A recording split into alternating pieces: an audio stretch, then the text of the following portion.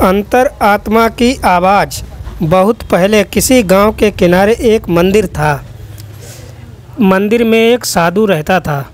इसी गांव में एक कबाड़ी चोर भी रहता था। चोर जवानी के उभार पर था और साधु जवानी के उतार पर।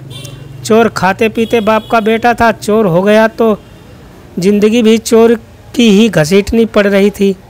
बाप ने उसकी शादी नहीं की। चोर अपने ही गांव में हाथ मारता था। लोग उसे कबाड़ी चोर कहते थे क्योंकि वह छोटी छोटी चोरी ही करता था। उसके चोरी करने से लोगों को दुख अधिक होता था, हानि कम। चोर को लाभ कुछ नहीं, परेशानियां दुनिया भर की। चोर ने सोचा, मंदिर के चढ़ावों से साधु की थैली भरी पड़ी है, क्या करना है उसे उस थैली का। वह संपत्ति भी उसकी मुफ्त की ही है, खून पसीने का तो है नहीं।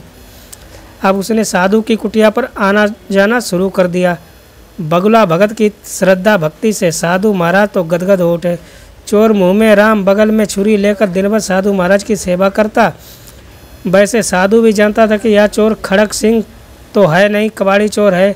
दिन में इसे हाथ नहीं डालना है, रात में मुझे इसको घास नहीं डालनी है, इसलिए मेरी थैली का बाल बांका होने से रहा। थैली के आकार को देखकर कबाड़ी चोर की तबीयत हरी होती रहती थी। उस दिन चोर रात को होने पर कुटिया से उठा। ना उठने का मतलब था उठकर ही उठना। दाव में कबाड़ी चोर और बचाव में साधु महाराज रात भर करवट पर करवट बदलते रहे। जब झाड़ी में मुर्गे ने बांग दी तो साधु महाराज की जान में जान आई। अगले दिन से साधु महाराज रात को थैली बाहर रख देता और सुबह भीतर। साधु रात भर खर्राटे भरता रहता। चोर रात भर थैली को ढूंढता थक जाता। घनघोर अंधेरी रात में साधु की आत्मा ने कहा, तू पापी महात्मा है, उस थैली से तेरा क्या लगाव, बेचारे चोर का भला कर।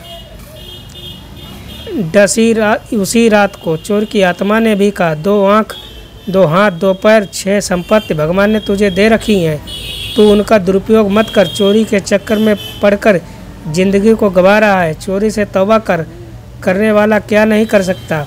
जब तक नियत में फितूर रहेगा तब तक भाग्य भी तुझ पर मेहरबान नहीं होगा। एक लंबी जिंदगी इस थैली के सहारे कितने दिन कटेगी, और लेने के देने पड़ गए तो। उस रात साधु ने वह थैली बाहर नहीं रखी।